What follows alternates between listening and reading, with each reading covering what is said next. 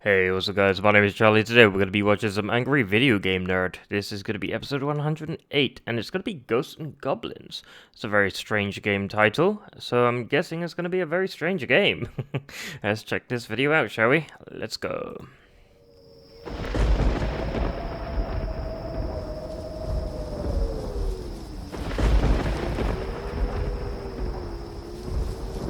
Happy Halloween. And guess what I have here? I was doing an autograph signing not too long ago, and one of my fans hands me this piece of paper. It's a petition to review Ghosts and Goblins. Yeah, he went through the line and got everybody to sign it. Now, what's there to say about Ghosts and Goblins? Well, it's not a bad game.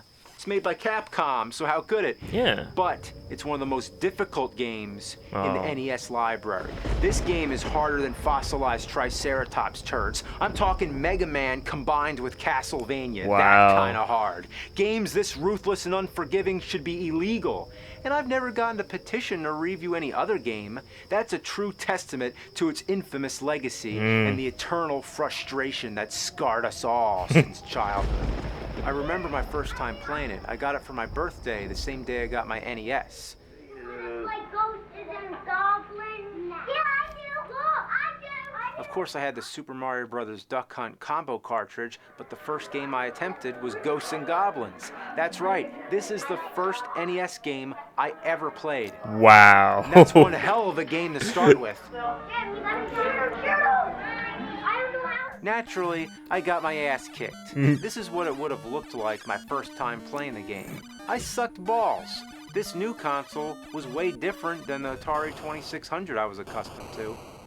In the 80s, these were the kind of brutal-ass games that kicked us into shape and heightened our senses. Made us into fucking tigers!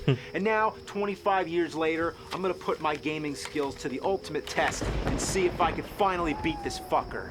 Because it's Halloween. There's no excuse. I can feel in the air the time is right to play some Ghosts and Goblins. Damn. It begins with one of the most shocking intros in video game history. A couple just got done having sex in a cemetery. I'm not even kidding. What else does it look like? He's not wearing clothes. Next thing, Satan shows up as if saying, yeah, I want to get in on some of that, and takes her away. That's the plot. Is that the greatest opening to an NES game or what? So you get suited up in your knight's armor and set off to rescue your girlfriend, fighting off a never-ending army of ghosts and goblins, and zombies, and devils, and ravens, and dragons, and squealing ghosts that look like pigs in a blanket. Yeah, I guess they couldn't fit all that in the title. Of all the enemies, the red devils are probably the most annoying. They stay up in the air like a little sissy, and then swoop down. That's the only chance you have to hit them, but that's also when you're bound to get killed. If you try to outrun them, they will chase you all the way through the stage. You encounter the first devil in the middle of stage 1. This guy is a beginner's trap that's bullied unsuspecting gamers, and its arcade cousin stole more quarters than you could imagine. First time playing this game, I figured he must be the final boss. Nowadays, it's silly to imagine a game being that short, but back then, I was accustomed to Atari. The idea of a game lasting longer than 5 minutes was beyond my comprehension. My only clue was that every time you die, you're shown a map screen letting you know how much of the game is left. It's only 6 levels plus a final boss stage. Doesn't sound that hard, but just you wait. Oh, God. Your starting weapon is a javelin. It flies in a straight line and kills whatever it hits. Seems like a good deal, right? Yeah. Well, you'll learn how useless it is once you get to the first level boss, which the instruction manual calls a unicorn. Yeah, it looks just like a unicorn, doesn't it? Anyway, this guy takes 1,000,000 hits. You need a faster weapon, like the knife. The knife is the only weapon that's fit to the challenges that lie ahead. Now we're in level 2. This is where shit starts to get criminally insane. How do you like jumping around on platforms, taking leaps of faith while avoiding tiny enemies and projectiles? Next, these little bastards come flying out of windows. Then you're navigating ladders while fighting these big guys that squat and drop shits, and take about as many hits as the unicorn. If you didn't get the knife in level 1, don't even try. That's my words of wisdom. Anyone who wants to get far in this game, My rules are number 1, get the knife. Number 2, get the knife. Number 3, get the knife. You want to cut steak with a plastic spoon? No, get the knife. I can't stress it enough. They'd lock me up in an asylum. Get the knife. Get the knife. Ah, fuck my uncle. You see that? That's a flame weapon. That thing sucks. It's the second worst weapon in video game history aside from the cane in Dr. Jekyll and Mr. Hyde. Damn. It always misses your target, and if 2 of them land, you have to wait for the flames to die out before you can throw any more. Wow. You don't want it. But look, it's sitting on top of the only ladder that goes down. The weapons don't go away. They just sit there. Even if you run far away, then come back, the weapon is still there. You're probably thinking, why not just get the flame and then die? Well, when you die, you keep the weapon. It never changes until you find a different weapon. That's bullshit. That is On the plus bullshit. side, when I have the knife, I get to keep that too. You know what I had to do? I had to reset the game and get the knife in level 1 all over again. And then guess what? The flame appears again! Ugh. It's a trap. Well, I figured it out. The flame appears when you get to the top floor, which you don't have to do. You can stay on the second to top floor and progress to the right. So that's my other tip. Don't let the flame appear on level 2. Speaking of weapons, there's also an axe, which I found deep into level 6. Want to know what that does? Well, I'm not getting it. The level 2 boss is 2 unicorns. Did I mention get the knife? Level 3. You know what makes this level hard? The devils. The whole stage is an endurance marathon of devils. This is where you start to realize exactly what makes the game so difficult. It's because you can only get hit twice. No, it doesn't have all the pitfalls like in Castlevania, the respawning enemies like in Ninja Gaiden, or the disappearing platforms like in Mega Man. But imagine playing any of those games without a fucking life bar. In Ghosts and Goblins, first time you get hit, you lose your armor. Second time, you lose your skin. And that's it. Wow. It's as if they programmed the game and then said, you know what, it needs an expert setting. And then they programmed it, but forgot to add it in the menus. It's a theory, but it's the best guess I could come up with. Why else would they make the game so fucking hard? Well, one fair thing I can say is that there's no game over.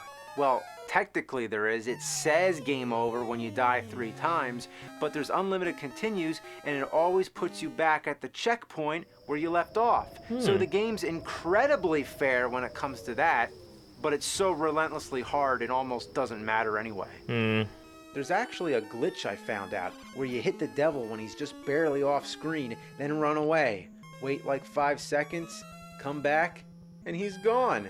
Yeah, how do you like that, you fucking game? Wow. It's cheating, but for a game like this, I don't feel bad about it. Now I actually have a chance against the dragon boss. After observing his pattern and getting some practice, he's not too hard to beat. Level 4 starts it off with a big jumping game on floating clouds. It's a mess. After the checkpoint, you're on a fiery bridge with flames rising below and projectiles at every step of the way. The level boss is another dragon. There's no tricks I know of. The only way to do it is to fucking do it. Level 5. Now you're in what seems like the final stretch of the game. I mean, you're in the final tower after all, but I guarantee these last 2 levels will take you the longest of all. But that goal is so tempting, just to be able to say you beat Ghosts and Goblins. Or you could just aim for the high score. Yeah, I didn't mention yet that you find money and treasures all around, which are only good for points. That's right, no power-ups, no life bar, but plenty of points Wow. if you just want to get that high score. The level 5 boss is Satan. He's just like the swooping red devils. It's worth mentioning that he's called Satan, but the last guy is the devil. I always thought Satan and the devil were, The same. the same Yeah. thing. Level 6, oh boy, this is the infernal hellhole of the 8-bit underworld. There's nothing more synonymous with hell, eternal damnation, fire and brimstone than level 6 Ghosts and Goblins. This will make you curse the day you ever picked up an NES controller. Your body will shake, your hands will be sweating all over the controller, your heart will be racing out of control, you'll forget to breathe, and your eyes will be burning from not blinking. These are all common symptoms of NES fever. You get it from playing games like Ninja Turtles, Street Fighter 2010, the Famicom Transformers. and this one. Wow. First, kill the unicorn. By now, you should be good at it. Then, kill the dragon. He's an asshole anyway. Then a shield drops down. No, it's not some power-up. It's a weapon. That's right, a shield is a fucking weapon. In other words, you don't want it. Right? Next is one of the most frustrating moments of the whole game. A big guy wanders back and forth. If you go up the ladder, he kills you. The only thing you can do is wait for him to go away from the ladder, I mean far away, and there's no pattern. You can lure him toward one side, but for the most part, he just wanders around as he feels like it. I've actually ran out the timer waiting for this guy. Yes, there's a time limit, as if the game isn't hard enough. Once you do make it to the top of the ladder, you're in a real bad spot. One step to the left triggers the skeleton, and one step to the right triggers the red devil. You do not want to wake that guy up. You can even wake him up by throwing a knife in his direction. That means if the big guy is to the right, you have to count off exactly 10 hits. If you throw one extra knife, you'll hit the devil, he'll wake up, and then it's game over. Wow. The next obstacle is the worst of all, a red devil that you can't avoid. Don't go up there and fight him. Trigger him to come down, and then hope to God you can kill him. Oh, no, no. Oh, thank God for post-hit invincibility. Yeah! After you beat him, you're free to go up. You're almost done level 6. But wait a minute, remember that shield? Supposedly, if you beat level 6 without the shield, it sends you back to level 5. This is one of those famous pranks in the history of gaming. Whether or not it's true, I'm not risking finding out. Wow. Thankfully, enemies do not respawn, so my strategy is killing them with the knife, then going back for the shield. The only disadvantage is that you only get 3 minutes on the timer, so doing all this is barely possible. Then you go back up and watch that flame. It's there every time. Lose the shield now, and you lose the game. Oh, here's the boss, here's the boss. It's a Satan. It's another Satan. Well, the shield has a short range, but at least it can block his projectiles. Yes! Oh my God, it's another one. There's 2 Satans? That doesn't make any sense. Come on, come on. I'm running out of time. I'm running out of time. Fuck. Oh. And now you're stuck with that shitty shield. Don't even try. You can't kill the unicorn with the shield. It doesn't work. If someone else wants to try it, go ahead. You need the knife. So now you gotta go ghost busting. Kill those fucking ghosts until one of them drops a knife. Again, it's at pure random, so expect to run the timer out a few times. And by this point, those annoying squeals the ghosts make will nearly drive you to break the fucking TV screen.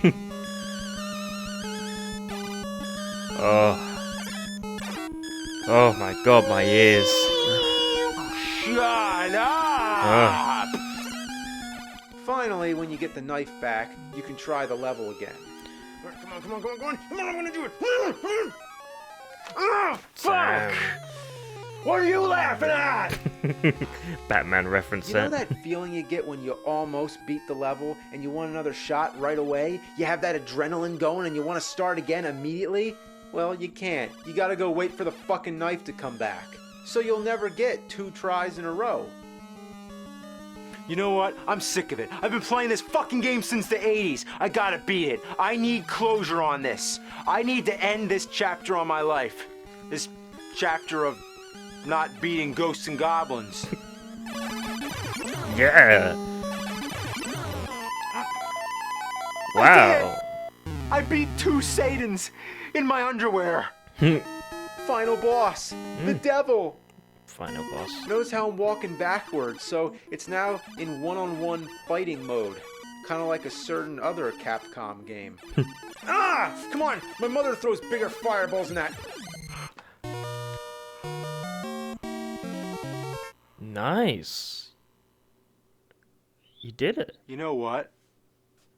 I don't try to be cocky or anything, but who's the man? Yeah. I just beat one of the hardest games of all time. Yeah. I bet you didn't think I could really do it, but I got this, man. I got this by the ass! Yeah. Well, This room is an illusion and is a trap devised by Satan? Go ahead dauntlessly. Make rapid progress.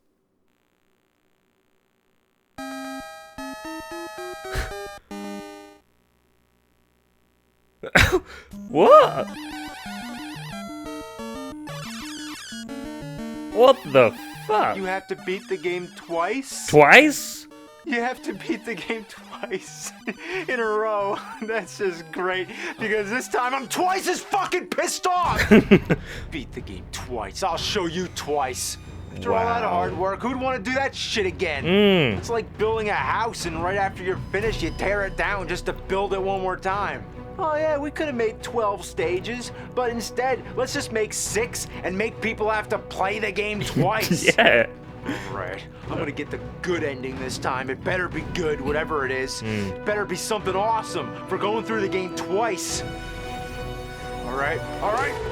Yeah! I did it! Congratulations. This story is happy end. Thank you.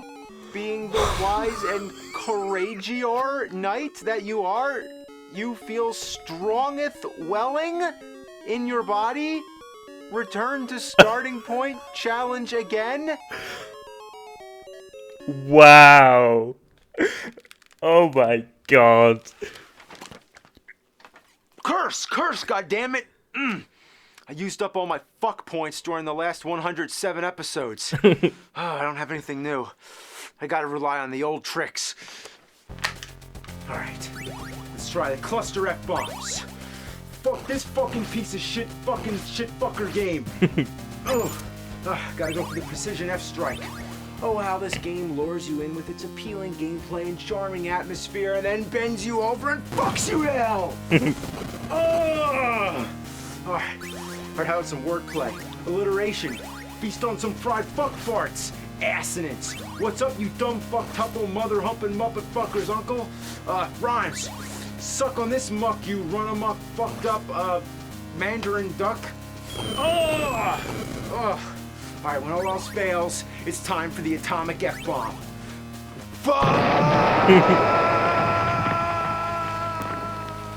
Wow.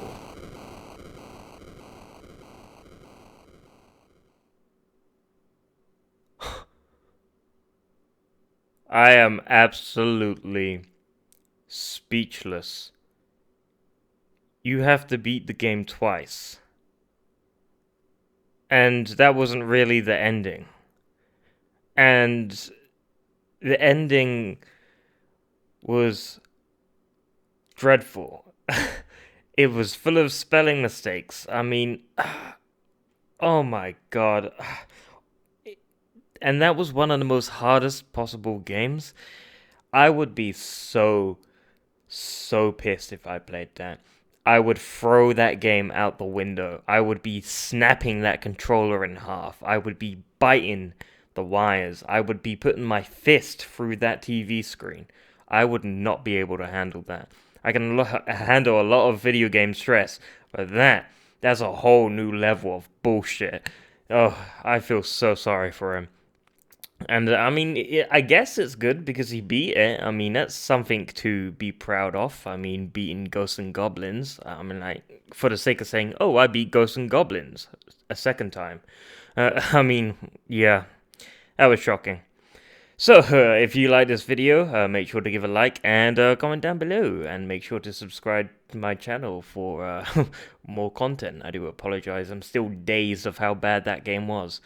But yeah, if you like this video, make sure to check out my other content. I'll see you guys on the next episode. Peace.